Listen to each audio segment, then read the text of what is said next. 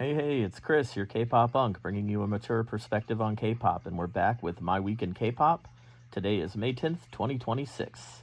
I am not behind my desk with all that fun stuff. I am, in fact, sitting on this couch with my leg up, and you're just going to get lower production quality this week, and probably next week, too. You may remember that I missed the NMIXX concert because I was in the hospital, and unfortunately, some of those health concerns are still going on, so I am currently laid up. But I'm not going to let that stop me from bringing these videos to you. So, let me get on with my week in K-pop. First thing I want to talk about is this channel a little bit, because I've had a lot of time to think about this channel and kind of what is the purpose and what is the tone for this? Like, why am I even doing this? I use K-pop as a way to energize myself and a way to empower myself. When I need that boost of energy in the morning because things are down, I need a little pick-me-up in the afternoon. K-pop will get me there. If I need that burst of confidence before a meeting, I just want to feel like a boss, I can usually get that out of K-pop. And I want to help others do the same. Note the gray hair. I have been around the block a few times, and my insights might be helpful to people to see things differently if you're in a different phase of life. I want to inform and entertain you all. I want this channel to mostly focus on the positive. I really try and get the positive out of K-pop. I fully acknowledge and understand, and I am aware of and do track the darker sides of the K-pop industry, the darker sides of the K-pop fandom. Those things both exist.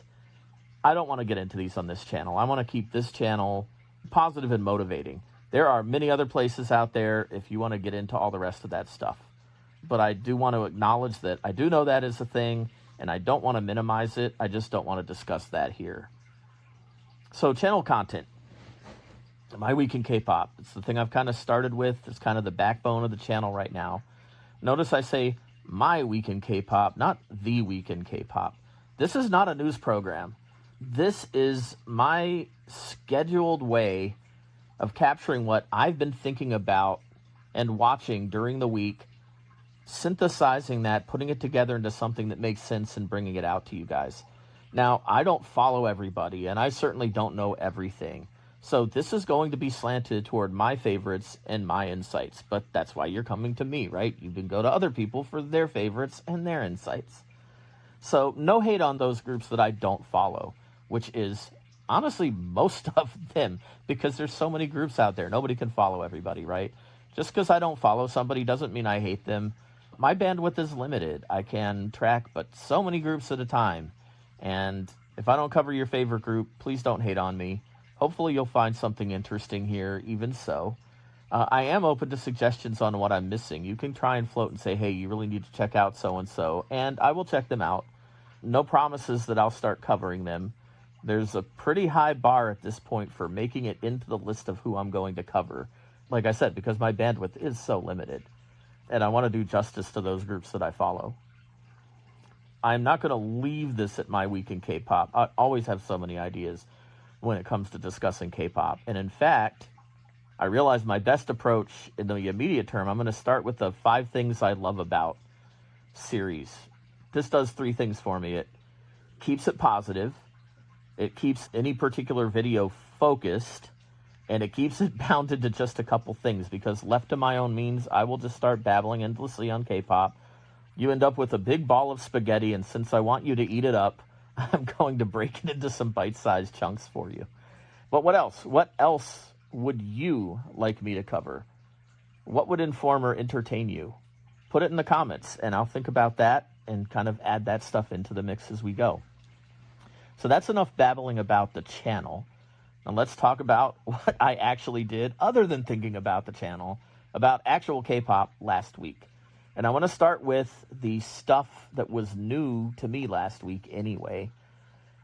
I know I mentioned that BABYMONSTER had their comeback, and I don't really follow BABYMONSTER, but I gave Choom a chance. And there was a music video, a performance film, several stages of it. I enjoyed it. It was solid. BABYMONSTER at this point, I've listened through their discography up until this last comeback. I haven't actually listened to anything but Choom off of this last comeback. They are firmly in that category of solid group that isn't bringing enough to me right now to throw them on my list of people that I follow. But all respect to the BABYMONSTER fans out there. No hate on BABYMONSTER. I did enjoy watching their stuff. Another one that really caught my attention this week. So last week, Chaeyeon came out with Till I Die, and her title track for that, No Tears on the Dance Floor. But this week, she also came out with a dance practice and a performance video for another song off of that called Know About Me. It's the same group of dancers, 6 men and 4 women, and I don't even want to call them backup dancers, honestly, because for both of these videos, they really work as a collaborative ensemble, and you don't really get the sense of that in the music videos. I'll talk more about this in a little bit. So what was already out there that I've been watching even more? So ILLIT has been promoting It's Me. Chaeyeon's been promoting No Tears on the Dance Floor on the shows. Both of those songs continue to captivate me.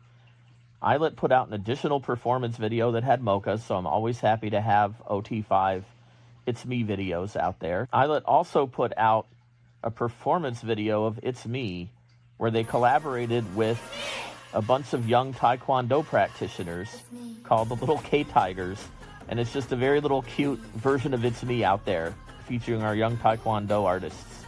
That was fun. And then Chaeyeon released the dance practice video for No Tears on the Dance Floor, and this one really unlocked the choreography for me, because the music video and the stages all end up being basically Chaeyeon face cams. And they keep moving around, they keep focusing on her, and you don't really get to see the extent until you get to that dance practice video of the way it's really an ensemble dance, and it really matters what the other dancers are doing. There are very definite stories and very definite motifs in that dance, and a lot of that gets lost on the stage. So much, in fact, that I'm going to do another video just about that dance practice and that choreography. So check that one out. And then the last one from the week that's kind of an ongoing thing, it's almost a guilty pleasure, but yeah, Katseye finally hooked me with Pinky Up. Yeah, I said it. I like Pinky Up. I sing along with it now. It helps that it's all in English, as Katseye always is. So what's coming up? Anticipating for the future. aespa. Yeah, Lemonade out in a couple of weeks, but I'm talking about aespa concert. The Sync Complexity Tour is coming through Washington, D.C. on September 22nd, and I got tickets to it. Hopefully, I have not now doomed the aespa tour, because I was sick for NMIXX, Idol got canceled, now I got tickets for aespa, so fingers crossed that aespa will actually happen in September, and I will actually be there, and who knows, maybe I'll film a video from the concert and bring that to you guys. NMIXX comeback is imminent. All the groups, when they do their comebacks, they end up with a little highlight reel of the songs that are going to be on the upcoming release. They usually throw that out like a week or two beforehand. And NMIXX has a tradition of doing a cappella highlight reels. And they did this again for Heavy Serenade, which is really awesome. It's beautiful. And they also put out a regular highlight reel, so double highlight reels out of NMIXX. The concepts for Heavy Serenade are gorgeous, and I'm really looking forward to the actual release of this tomorrow. And then ITZY. ITZY spent the week one a day, putting out just under 1 minute videos, one per member, working from Chaeyeon down to Yuna. Little featurettes interviews of them discussing their mottos. And then they actually put out a highlight medley for motto just recently as well. So ITZY's taking a very different approach than a lot of the other groups, where the other groups are trying to capture the summer bop or push the art forward. ITZY's really taking more of a simplified and personal approach, and I think it's kind of where they are career-wise. So ITZY's in year 7. They just signed their new 3-year contract, and ever since Girls Will Be Girls, I've kind of got a more relaxed vibe from the ITZY members. They don't have to prove anything anymore. They just enjoy what they do. So while most of the other groups are still out there fighting for attention, ITZY's really just kind of taking a more mature approach to their art. It looks like they're going to have 3 songs as the full group, and then a solo for each member. on there. So just kind of a different perspective from a senior group that's kind of not got anything to prove anymore. They're just going to do their thing. You can see why maybe this resonates with the older K-pop viewer. So let me wrap it up there. I will leave some links to the various videos I've mentioned in the description. Look for some more videos coming from me soon. Maybe shot from this very couch. Until next time, this is Chris, your K-pop unk, telling you to keep the K-pop flowing and your light stick glowing.